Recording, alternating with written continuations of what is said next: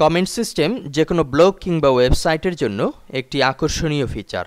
যে কোনো article, image কিংবা ভিডিও যাহা ভিজিটরদের জন্য উন্মুক্ত করা হয়েছে, এর বিপরীতে ভিজিটরদের মতামত খুব সহজেই জেনে নেওয়া সম্ভব এই পদ্ধতি ব্যবহারের মাধ্যমে। আমরা এখন আছি newsupdates24.com সাইটে।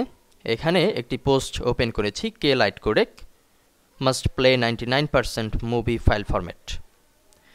এই আর্টিকেলটি একটি জনপ্রিয় আর্টিকেল বলা যেতে পারে।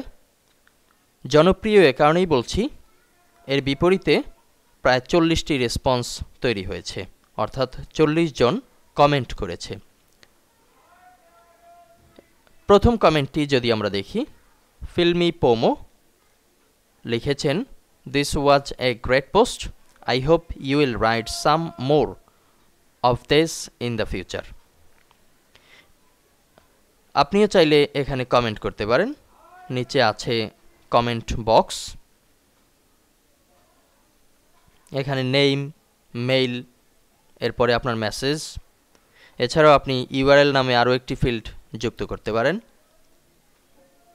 কিংবা যদি প্রত্যাশা করেন ভিন্ন কিছু করবেন, ভিন্ন কোনো পন্থা ব্যবহার করবেন, তাহলে সেটিও করতে পারেন। একজন পিএইচপি ডেভেলপার হিসেবে আপনি বিভিন্ন পদ্ধতি ব্যবহার করে তৈরি করতে পারেন কমেন্ট সিস্টেম।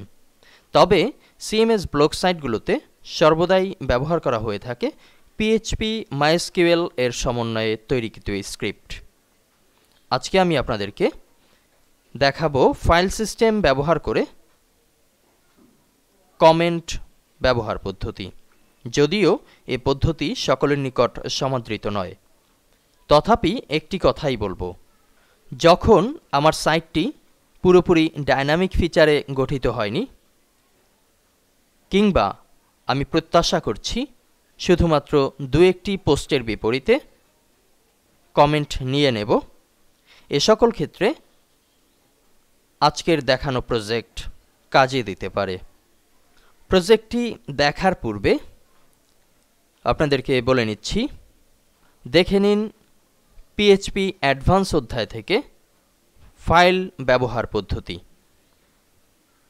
সেখানে ফাইল রিড এবং অ্যাপেন্ড এই দুটি কমান্ড ভালোভাবে লক্ষ্য করুন।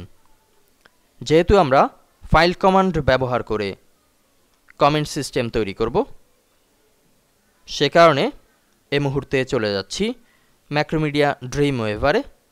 এখানে আমরা দুটি ফাইল তৈরি করেছি, একটি হচ্ছে comment.php এবং অপরটি commentpro.php।